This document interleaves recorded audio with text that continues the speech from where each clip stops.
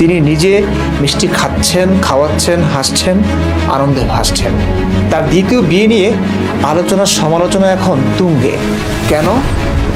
কারণ দ্বিতীয় বিয়ে করে তিনি গর্বে সদম্ভে এটিকে প্রচার করছেন এবং যারা তার মতো ক্ষুদ্র দেহ ও ক্ষুদ্র এনএন টাওয়ার নিয়ে 2-3টা বিয়ে করছে না তাদেরকে পর্যন্ত মগার দল বলেছেন, কটাক্ষ করেছেন। শুনুন।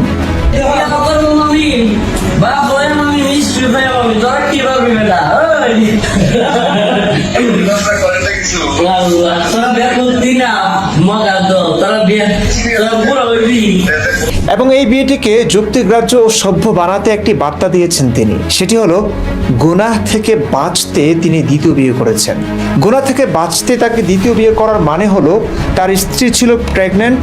অদ্ভুত ব্যাপার হলো দ্বিতীয় বিয়ে করার মাত্র 2 দিন পর এই শিশুবক্তা কন্যা সন্তানের বাবা হয়েছে। গুনাহ থেকে বাঁচতে দ্বিতীয় বিয়ে করার মানে স্পষ্ট হলো। যখন প্রথম স্ত্রী তার সন্তানকে পেটে ধারণ করে প্রসব বেদনায় শয্যাশায়ী, আমাদের এই শিশুবক্তাকে বিছানায় সুখ দিতে অপারক, কিন্তু তার তো বিছানার সুখ চাই। যৌবন আছে, যৌবনের তাড়না আছে। গোপনে প্রেমলীলা না চালিয়ে তিনি যৌবনের হেফাজত করতে তখন তিনি দ্বিতীয় বিয়ে করেছেন। এই হচ্ছে তার যুক্তি। হেফাজতের নেতা, হেফাজতে ইসলামের মহাসচিব আরেক বৃদ্ধ দ্বিতীয় বিয়ে করেছেন।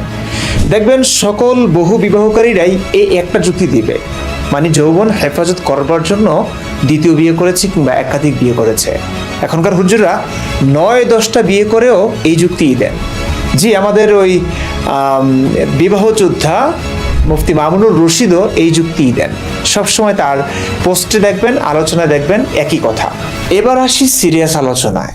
আমাদের সমাজে বহু পুরুষ আছে যাদের মুখে দাড়ি নেই, মাথায় টুপি নেই, নামাজ কালামের ধারও ধারে না, দেখতে অনেক স্মার্ট, হ্যান্ডসাম, গায়ে গতরে শক্তিশালী। তাদেরকে দেখা যায় স্ত্রীর প্রেগনেন্সিতে স্ত্রীর পাশে থাকে, স্ত্রীর কাজকর্ম তারা করে থাকে এবং নানাভাবে স্ত্রীকে সাহায্য সহযোগিতা করে। নিজের সন্তান স্ত্রীর পেটে, এই খুশিতে স্ত্রীর প্রতি ভালোবাসাও বেড়ে যেতে দেখেছি আমি এমন বহু পুরুষের ক্ষেত্রে। এবং এই নাজুক সময়টায় স্ত্রীরাও তাদের স্বামীর ভালোবাসা, যত্ন পেতে মরিয়া থাকে এবং প্রয়োজনও ঘটে। প্রশ্ন হলো, এই টাইপের লোকেরা কি কাপুরুষ? এদের কি যৌবন নেই? এদের কি কামনা বাসনা নেই? আছে। তবু সেই কামনা বাসনাকে নিজের অনাগত সন্তানের জন্য, স্ত্রীর অবস্থার জন্য বিসর্জন দিয়েছে। এই বিসর্জন কি কাপুরুষতা?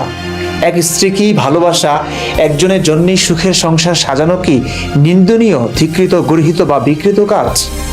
না, যে কোনো সুস্থ মানুষের কাছে এটা সুন্দর আদর্শ। অথচ এদের কাছে ধর্মীয় কোনো বিধান নেই, ধর্মানুরাগ নেই, ধর্মের ধারণা এরা। তারপরেও এদের কাজগুলো যে কোনো মানুষের কাছেই সুন্দর ও স্বাভাবিক। অথচ ধর্মের নামে এই যে ক্ষুদ্রদেহী মানুষটা স্ত্রীকে গর্ভাবস্থায় শয্যাশায়ী রেখে যৌবনের হেফাজত নামে আরেকটা বিয়ে করে নিল, এটা নিয়ে আজকের সভ্য সমাজে পর্যন্ত সমালোচনা হচ্ছে। হওয়াটাই স্বাভাবিক। কেন স্বাভাবিক তা নতুন করে বলবার কিছু নেই, বোঝাবার কিছু নেই। বিবেক যার আছে, মানবতা যার আছে, মানুষের সুখ দুঃখের প্রতি যার ন্যূনতম সজাগ দৃষ্টি আছে, সে এই কাজ করতে পারে না। আপনি চিন্তা করুন, শিশুটি জন্মের পরই তার মায়ের এক সতীনকে দেখতে পাবে। ভাবা যায় তার মায়ের কি এতে কষ্ট হয়নি? যার সন্তান পেটে ধারণ করতে গিয়ে 10 মাস সীমাহীন কষ্টে ভুগেছেন, সেই করুণ অবস্থায় সন্তানের বাবা, তার ভালোবাসার মানুষটি ঘরে আরেক সতীন এনে রেখেছে। কষ্ট হয়নি? অবশ্যই কষ্ট হয়েছে। রফিকুল ইসলাম মাদানির স্ত্রী জানে এই ব্যথা কত ভার তার কাছে। প্রশ্ন হলো, এই কষ্ট কেন ধর্মাবলম্বীরা বুঝতে পারছেন না? কেন এত সমালোচনার পরেও একদল মানুষ রফিকুল ইসলাম মাদানির পক্ষেই কথা বলছেন? কারণ তার কাজটি ধর্মমতে বিশুদ্ধ এবং প্রশংসনীয় বটে। নবীরা এই কাজটি করেছেন। আমাদের প্রিয় নবীর প্রথম স্ত্রী খাদিজা যখন মারা যায়, খাদিজার মৃত্যুর 1 মাসের মধ্যে তিনি 2টি বিয়ে করেছেন। খাদিজা নবীর চেয়ে বয়সে বড় হবার পরেও নবীর অসহায় কালে, অভাবের দিনে ব্যবসায়ী ধনকুবের খাদিজাকে তিনি বিয়ে করেছেন। তাই তার জীবদ্দশায় সাহস ছিল না নতুন কাউকে বিয়ে করবার। কিন্তু বয়সে বড় এক ধনী স্ত্রীকে নিয়ে অনেকটা সময় কাটিয়ে নবীর হয়তো অল্প বয়সী কোনো নারীর স্বাদ নিতে ইচ্ছে করছিল। তাই খাদিজার মৃত্যুর পর 1 মাসের মধ্যেই 2টি বিয়ে করলেন এবং সেই 2টি বিয়ে হচ্ছে হযরত আয়েশাকে এবং সাউদা বিনতে জামাহাকে। আয়েশার বয়স মাত্র 6 ছিল। 9 বছর বয়সে যাকে শ্বশুরবাড়িতে নিয়ে যায় এবং তার সঙ্গে বাসর করা হয়। যা হোক, সেই যুগেও সভ্য কিছু মানুষ ছিল, তারা নবীর সমালোচনা করত তার বহু বিবাহ নিয়ে। ইসলামের ইতিহাসে এর প্রমাণ পাওয়া যায়। চলুন সরাসরি সমালোচনার ভাষা কেমন ছিল এবং নবী কেমন করে জবাব দিয়ে আয়াত বানাতেন আল্লাহর পক্ষ থেকে সেটা দেখে নেই। আল বিদায়া ওয়ান নিহায়া, 2য় খণ্ড, ইসলাম ফাউন্ডেশন বাংলাদেশ, পৃষ্ঠা 39 থেকে 40। মোহাম্মদ ইবনে সাদ আফরার মাওলা ওমর রাদিয়াল্লাহু তাআলা আনহু থেকে বর্ণনা করেন, ইয়াহুদিরা রাসূলুল্লাহ সাল্লাল্লাহু আলাইহি সাল্লামের একাধিক সহধর্মিণী দেখে লোকজনকে বলল, তোমরা এই লোকটির প্রতি লক্ষ্য করো, সে আহারে পরিতৃপ্ত হয় না, আল্লাহর কসম সে নারী ছাড়া কিছু বোঝে না। সমাজে তার একাধিক সহধর্মিণী থাকায় তারা তার প্রতি বিদ্বেষ প্রকাশ করে এবং তার প্রতি দোষারোপ করে। তাদের মন্তব্য হলো, যদি ইনি নবী হতেন তাহলে নারীদের প্রতি এত লিপ্সা থাকতো না। এই কুৎসা রটনায় সবচেয়ে অগ্রগণী ভূমিকা পালন করে হুয়াই ইবনে আখতাব, কিন্তু আল্লাহ তাদেরকে মিথ্যাবাদী প্রতিপন্ন করেন এবং নবী করিম সাল্লাল্লাহু আলাইহি ওয়াসাল্লামের প্রতি তার দান ও অনুগ্রহের কথা উল্লেখ করেন। আম ইয়াহসুদুনান নাসা আলা মা আতাহুমুল্লাহু মিন ফাদলি, অথবা আল্লাহ নিজ অনুগ্রহে মানুষকে যা দিয়েছেন সেজন্য কি তারা তাদেরকে হিংসা করে? এখানে নাস বা মানুষ অর্থ রাসূল সাল্লাল্লাহু আলাইহি ওয়াসাল্লাম। ফাকাদ আতাইনা আলা ইব্রাহিম আল কিতাবা ওয়াল হিকমাতা ওয়া আতাইনাহুম মুলকান আযীমা। তাহলে ইব্রাহিমের বংশধরকেও তো আমি কিতাব ও হিকমত প্রদান করেছিলাম এবং তাদেরকে বিশাল রাজ্য দান করেছিলাম। 4 নম্বর সূরা, সূরা নিসা, আয়াত 54। ইব্রাহিমের বংশধর বলতে এখানে হযরত সুলাইমান আলাইহিস সালামকে বোঝানো হয়েছে। তার ছিলেন 1000 স্ত্রী, তাদের মধ্যে 700 স্বাধীন এবং 300 বাদী। আর হযরত দাউদ আলাইহিস সালামের ছিলেন 100 জন স্ত্রী, তাদের মধ্যে একজন ছিলেন হযরত সুলাইমান আলাইহিস সালামের মা, যিনি ইতিপূর্বে উরিয়ার স্ত্রী ছিলেন, পরে তাকে বিবাহ করেছিলেন। দেখা যাচ্ছে হযরত মুহাম্মদ সাল্লাল্লাহু আলাইহি সাল্লামের স্ত্রী সংখ্যার তুলনায় তাদের সংখ্যা অনেক গুণ বেশি। দর্শক, অর্থাৎ নবীর বহু বিবাহ আর নারী লিপ্সা নিয়ে যখন সমালোচনা হতো, তখন নবী আগের যুগের কথিত লোকমুখে প্রচলিত নবী বা ব্যক্তিদের বহু বিবাহের কথা শুনিয়ে আল্লাহর পক্ষ থেকে আয়াত নাজিল হয়েছে এই বলে মানুষের মুখ বন্ধ করবার চেষ্টা করেছেন। কিন্তু যুগ অনেক পাল্টেছে। আমরা ধর্মের নামে করা ভাওতাবাজিগুলো বুঝতে পারছি এবং বুঝতে শিখছি, কিন্তু ধর্ম প্রবর্তকদের ভাওতাবাজিগুলো বুঝতে পারছি না, এখনো শিখছি না। এখন আসি যুক্তির কথায়। ধরে নিলাম সাধারণ পুরুষের জন্য 4 বিয়ে আর নবীর জন্য আনলিমিটেড বিয়ের অনুমতি আল্লাহর পক্ষ থেকেই এসেছে, কিন্তু আল্লাহ তার সৃষ্টিতে কেন বৈষম্য করবেন?